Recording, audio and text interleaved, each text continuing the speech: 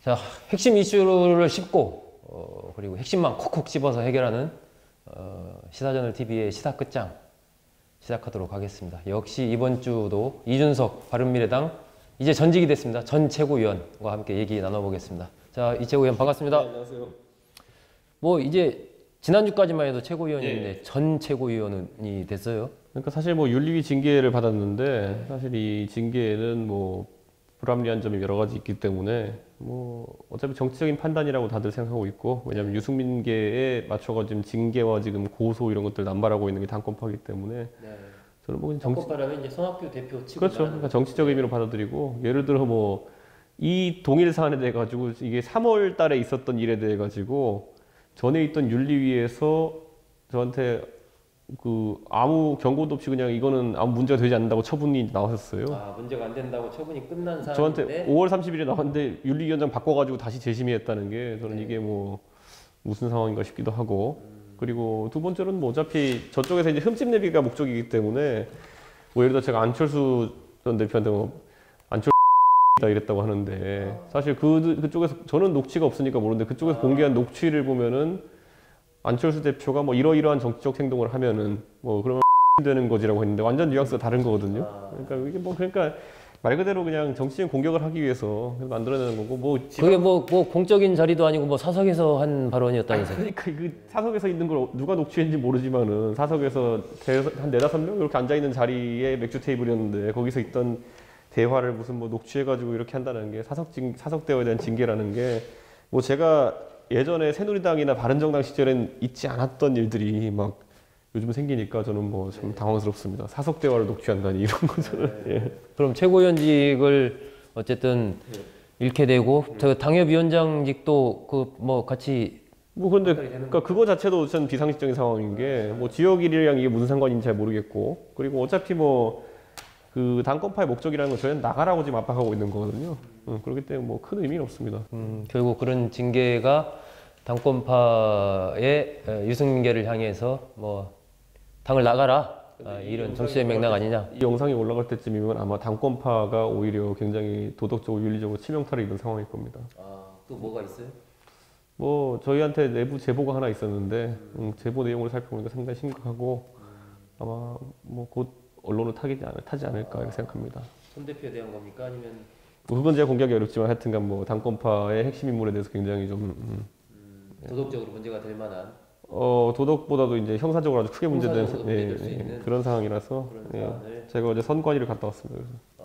그래서 그래요? 선관위에서 상당히 재밌게 보고 있더라고요.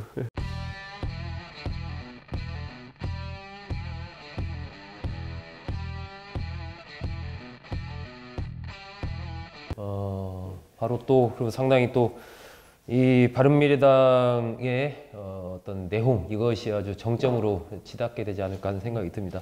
최근에 그 유승민 의원이 언론 인터뷰에서 12월 달쯤에 뭐 창당을 할 수 있다, 뭐 하겠다, 뭐 이런 개념으로 좀 인터뷰 보도가 됐어요. 그러면 상당히 뭐 유승민 의원으로서는 어느 정도 좀 이제 바른미래당을 나가서 새로운 당을 만들어야 되겠다, 뭐 이런 생각을 좀 굳혔다고 봐야 됩니까? 저는 그런 의도가 있을 것이다라고 보는데, 사실 항상 얘기하듯이 그것은 뭐 손 대표 체제가 어쨌든 물러나게 하는 것에 뭐 도저히 시기적으로 더 이상 안 되겠다고 했을 때 움직이는 행동 기점이고, 저는 그 마지노선을 이제 12월로 잡은 게 아닌가. 본인이 12월에 뭐 하겠다는 거는 반대로 내부적으로 뭔가 정화를 하는 쪽으로 이제 생각이 있는 분들이 있다면은 11월까지 그 작업을 마무리해야 된다라고 얘기하는 거거든요. 하여튼 저는 두 가지 의미가 있다 봅니다. 지금 뭐 손 대표 입에서는 유승민 의원한테 향해서 뭐 배신자다, 이렇게 얘기를 하고 있고, 아니 그 19일 날 이제 그 광화문에서 손 대표가 조국 일가 엄정 수사 촉구 무슨 결의대회 같은 걸 여셨거든요. 근데 거기서 한 얘기는 뭐 자유한국당은 망할 거다.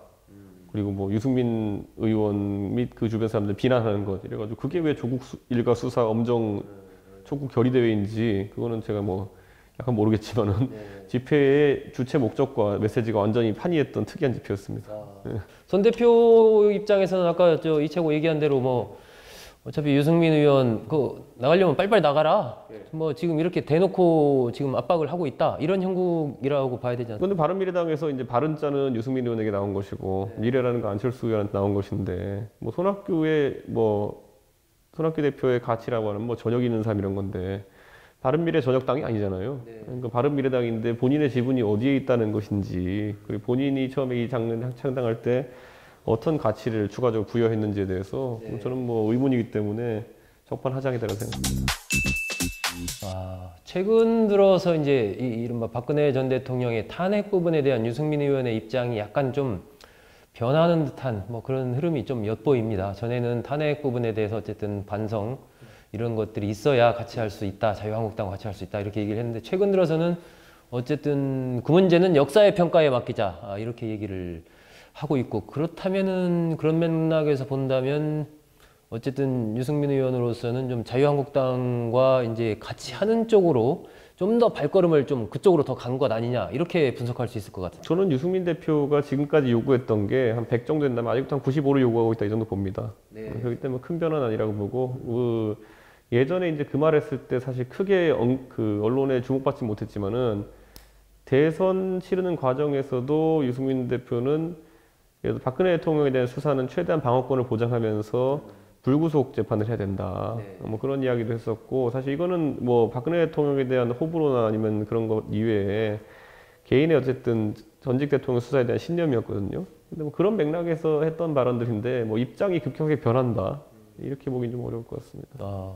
이채구 의원은 그렇다면은 지금 이제 어쨌든 손 대표와 유승민 대표 사이에 표면화되고 있는 이 갈등이 과거보다는 어쨌든 좀 더 감정선을 굉장히 긁는 쪽으로 지금 서로 가고 있단 말입니다. 그렇다면은 사실상은 내용상의 분당으로 뭐 어느 정도 길이 그렇게 지금 잡혔다라고 봐도 무리가 아닐 것 같은데. 저는 뭐 손 대표 측에서 체중 변화가 없는 한 저는 비슷한 상황이 될 것이다 이렇게 봅니다. 대략 로드맵을 그럼 앞으로 어떻게? 뭐 로드맵이야 사실 뭐 지난 몇 달의 기간 동안에 뭐 수십 장의 로드맵이 나왔었고 그거에 대한 뭐 행동 계획이나 행동 플랜이라는 거는 거의 다 나와 있는 상태인데 이제 어떤 구성원들과 언제 집행할 건지에 대한 그 판단이 남은 거겠죠. 아까 얘기대로라면 이게 뭐 우리가 예를 들어서 비당권파, 그러니까 유승민 의원 등 비당권파 입장에서는 우리가 당을 나가더라도 뭐 그냥 나갈 수는 없다. 우리도 당신들한테 카운터펀치를 날리겠다. 뭐 이제 그렇게 흐름이 가는 거 아닙니까? 그렇겠죠. 카운터펀치가 아니라 뭐 사실 뭐 그냥 뭐라고 해야 될까요? 그냥 끝장을 보자라는 정도. 폭탄을 날리는 겁니까? 폭탄 이전에 그냥 이거는 뭐 부도덕한 개인에 대한 어쨌든 그냥 경고 정도로 보면 되겠죠. 그렇게 되면 당이 뭐 사실상 뭐 이전 투구로 흘러가면서 어느 누구도 거기서 승자가 될 수 없는 뭐 그 상황에서 파편화될 그런 흐름으로 갈 가능성이 높잖아요.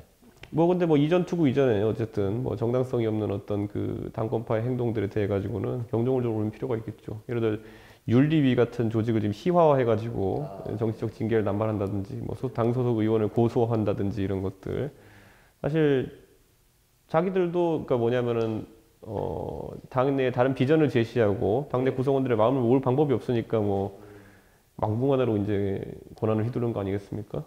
저는 뭐 그 부분에 대해서는 뭐 평가가 한 1, 2주 뒤면 나올 것이다 봅니다.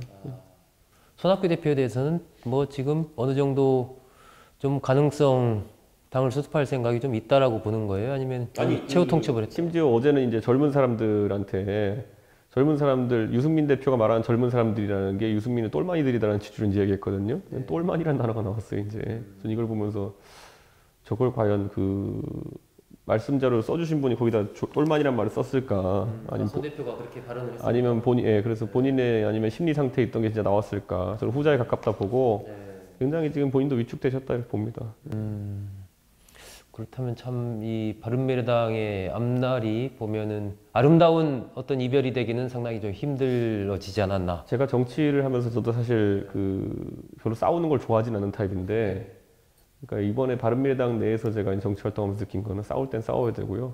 싸우면 이겨야 된다는 생각을 하게 됐습니다. 네, 그래도 참 한편으로는 국민들 사이에서는 이게 바른 정당, 국민의당, 또 바른 미래당, 어쨌든 기존 양당 체제를 벗어나서 새로운 제3당으로서의 가능성 이런 것들에 대한 기대를 좀 갖고 있는 분들도 많이 있었을 텐데 참 결말이 그렇게 아름다운 결말이 되기는 좀 힘들게 됐다는 생각이 좀 드네요. 그 이재호 의원은 그럼 앞으로 뭐 이 정치 행보랄까? 예. 뭐 어떻게 좀 지금 보고 있어요? 저야 뭐 별로 변화가 없고, 예, 그리고 뭐 당연히 지역구 출마하는 것이고, 예, 그거에 대해서 뭐 지금 이제 바른미래당 내에서의 손대표 체제가 마무리되지 않으면은 아마 유승민 대표와 합류해가지고 그 신당이 되었든 어떤 정치 조직 활동하게 되겠죠.